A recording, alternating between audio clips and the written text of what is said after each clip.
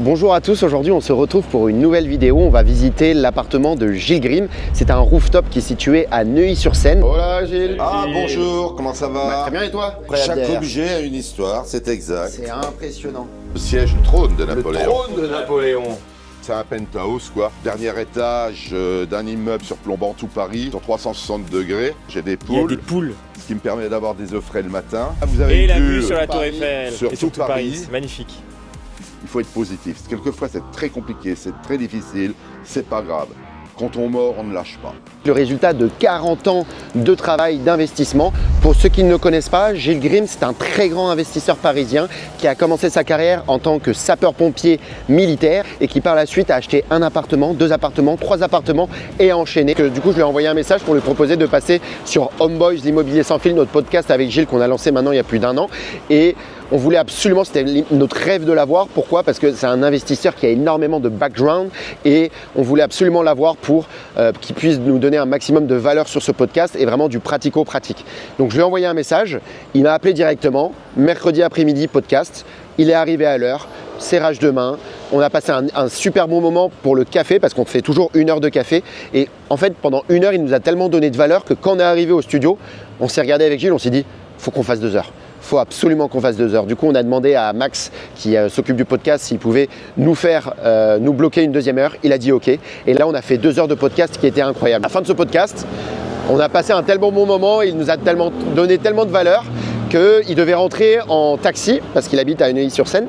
Et je me suis dit, mais autant lui. En plus, c'était 18h30, le moment où c'est bouché, etc. Il faisait beau.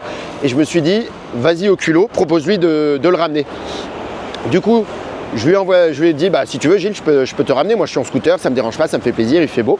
Du coup, je l'ai ramené chez lui et c'est quand on est arrivé chez lui que déjà je l'ai vu, ce qui est incroyable, c'est qu'il y avait un livreur et ça j'adore les personnes, même ceux qui pèsent, qui respectent les femmes de ménage, qui respectent les livreurs, qui respectent tout le monde. Et quand on est arrivé, j'ai pu voir qu'il respectait le livreur, il était hyper sympa et en fait on voit que c'est pas... Parce qu'il y a beaucoup de personnes qui sur les réseaux montrent quelque chose et qui dans la vraie vie sont totalement différents. Et ce qui était incroyable avec lui, c'est que on voyait que humainement, c'est un bon gars. Et du coup, une fois que je l'ai déposé en bas de chez lui, il m'a dit monte que je te fasse visiter l'appart. Et là, je suis arrivé là-haut. Et vous allez voir de toute façon. Donc là, on attend Gilles Grimm, parce qu'il y a 2 Gilles, j'ai 2 Gilles dans ma vie maintenant et on va voir ce que c'est. Et en fait le résultat, l'objectif de cette vidéo, c'est pas juste de faire le kéké et de montrer un magnifique appartement, 600 mètres carrés, etc. C'est vraiment montrer ce que vous pouvez avoir si vous travaillez et que vous êtes assez malin pour investir en immobilier et aussi vous bougez. C'est vraiment le fruit de 40 ans de travail et on va voir ce que ça donne. Let's go. Et le voilà mon autre Gilles. Tu vas bien, Steph? Oui, salut Gilles, c'est Mathéo, on est en bas. Est-ce que tu peux me passer le code s'il te plaît? Oui, alors c'est devant la grille verte. Merci.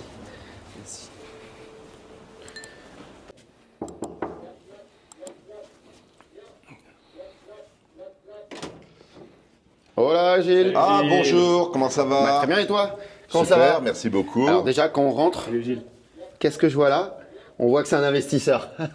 Qu'est-ce que c'est ça pour ceux qui ne connaissent pas? C'est un télémètre, c'est pour mesurer les surfaces, les volumes, la hauteur sous le plafond. Incroyable. Quand je fais une visite, je l'ai toujours dans la poche. Eh ben, il faut toujours. Bon réflexe.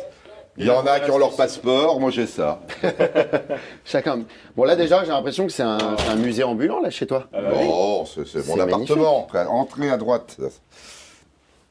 Oh, il y a des choses entreposées de partout. Plein d'éléments de collection.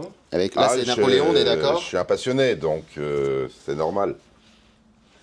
Quand j'étais venu, c'était avant-hier, tu avais une histoire pour chaque objet. Chaque objet, il y a une histoire qui est incroyable Chaque derrière. objet a une histoire, c'est exact. C'est impressionnant.